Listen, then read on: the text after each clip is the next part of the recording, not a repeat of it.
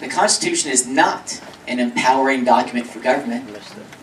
It's an empowering document for the individual. It limits the power of government. And the root, the foundation, private property rights. And that's why I'm so concerned with the science that they're putting out in order to create a centralized bureaucratic state, which, by the way, we won the Cold War. Let's start acting like we won the Cold War.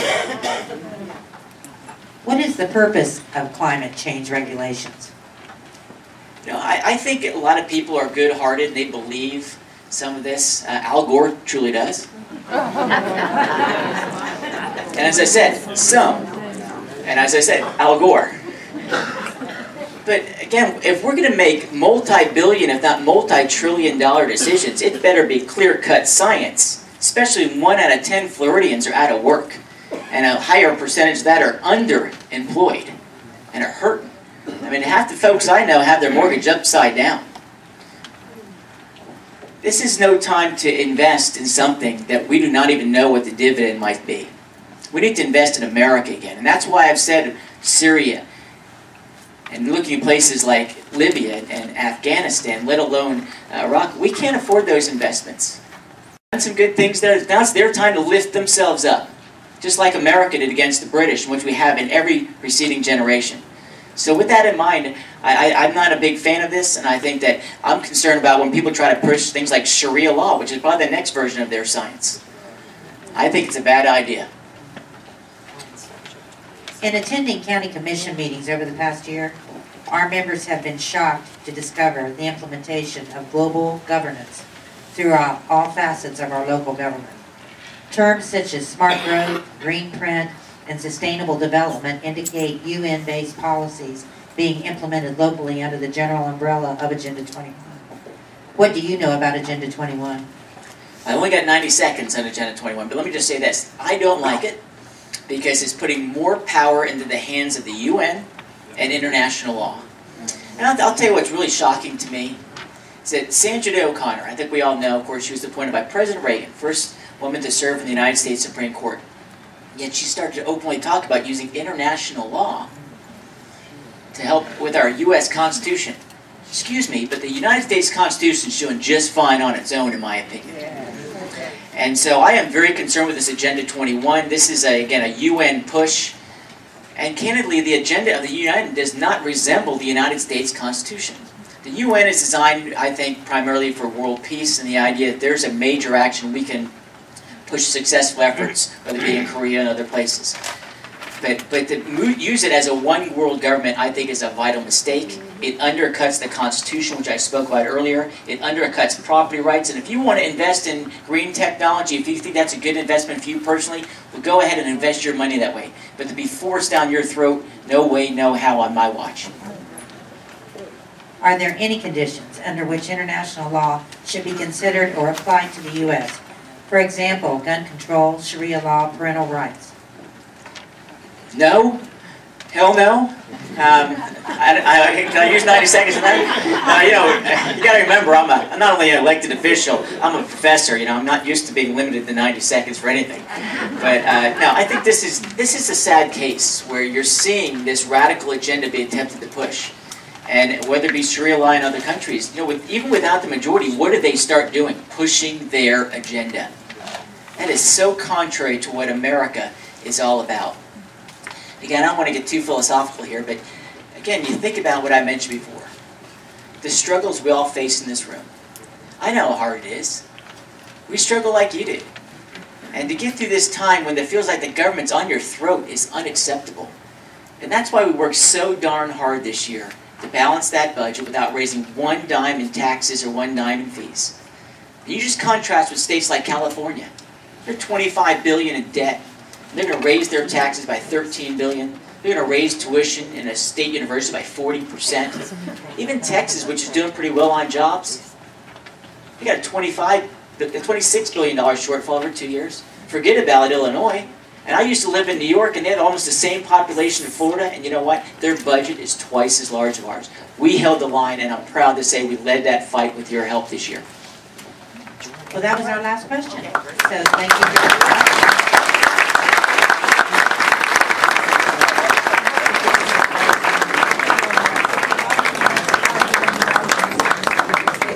Thank you, Senator Herodopoulos, very much. Now we know what a Herodopoulos is. Thank you very much. Thanks for being here.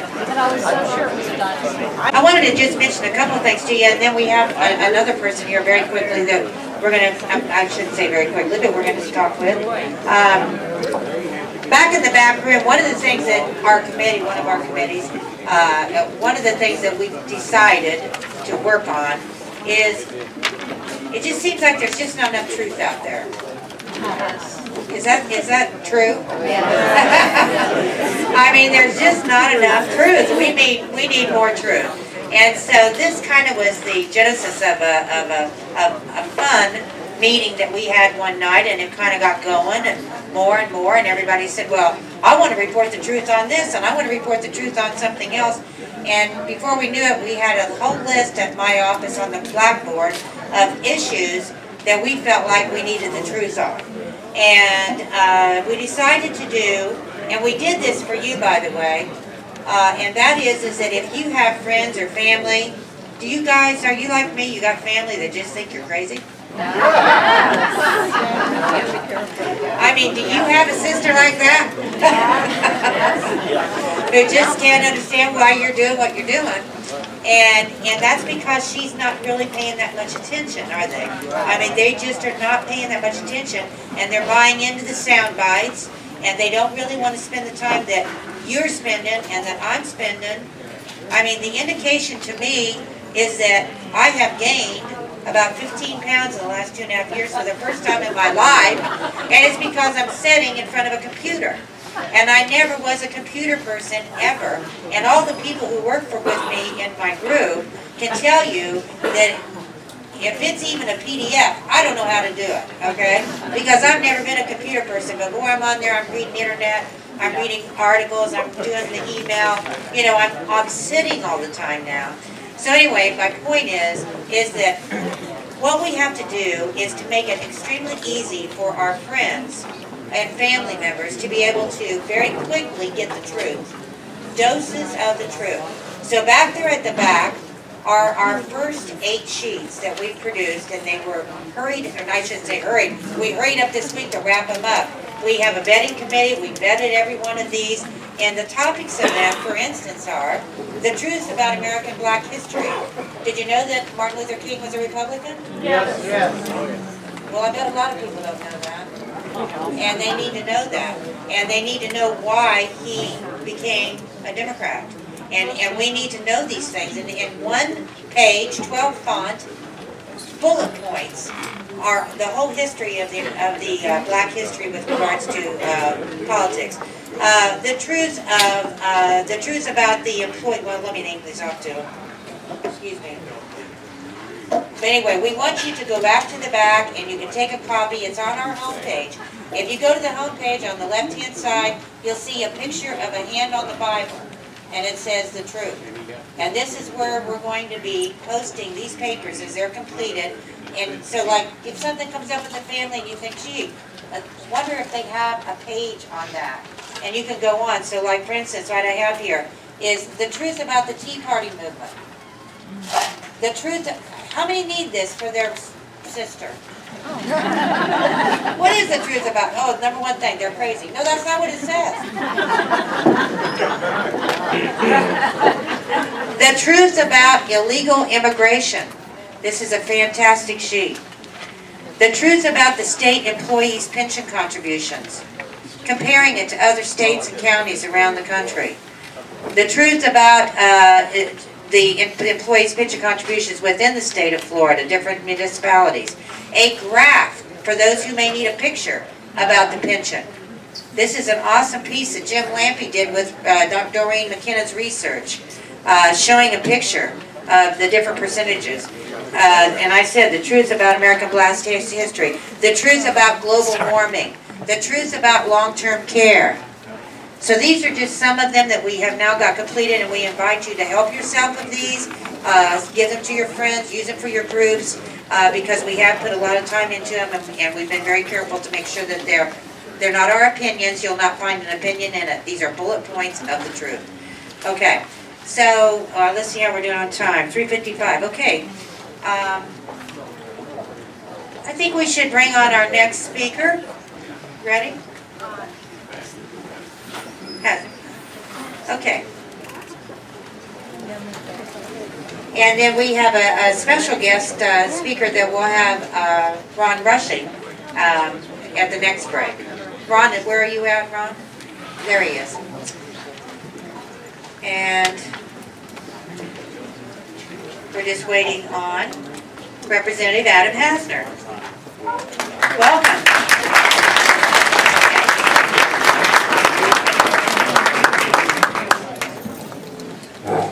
All right. The rules are that you'll have 10 minutes to opening remarks, and then I'll be posing questions to you, and you have 90 seconds to answer the questions. And Mr. Franco here is the, and he'll give you the 1-minute warning on your 10-minute and a 15-second warning, and then we have a little bell. It's just a polite way to keep you on track. Everyone's being asked the same questions. And what did I forget, everybody? Did I forget anything? Okay, so let me give you the introduction of Mr. Hasner. He's a lifelong Republican, committed to limited government, free markets, American values, and a strong national defense. A prior representative in the Florida House of Representatives. Adam is a strongly pro-life and received an A+ rating from the National Rifle Association for his record on Second Amendment issues. He served alongside Marco Rubio in the Florida House for 6 years, and in 2007 he was tapped by then Speaker Rubio to serve as the majority leader for the Republican caucus. Even as a conservative Republican in heavily Democratic Palm Beach County, Adam successfully won re-election 3 times without ever sacrificing his bedrock principles by campaigning tirelessly and standing strong for conservative principles. In 2010, Adam led the House Republican effort demanding the United States Congress pass a balanced budget amendment to the U.S. Constitution. Serving as the founding national co-chairman of the Citizen Action Group, passed the balanced budget amendment.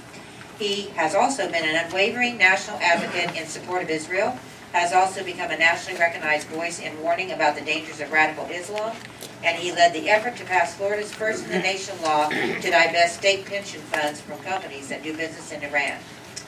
After the term limits he supported sent him back home to Palm Beach County, he returned to the private sector and today serves as the founder of a financial advisory firm. Adam and his wife Jillian live in Boca Raton. Thank you. Well, it's great to be with y'all, and thank you so much for the invitation. As I can tell you, being a pro-life, pro-Second Amendment conservative from a district that voted for John Kerry and Barack Obama, and living in Palm Beach County, being a conservative in Palm Beach, it's kind of like fighting behind enemy lines. So it's good to be with you. As was mentioned back in 2007, while I was serving in the Florida legislature, Marco Rubio then selected me to lead the Republican conference. And it was during that time that we were fighting for a conservative agenda in Florida. And we weren't just battling against the Democrats. As you remember, we were also battling against Charlie Crist and those Republicans who were saying that the best way for the Republican Party was more moderation, that the best way for Republicans to beat the Democrats was to join them.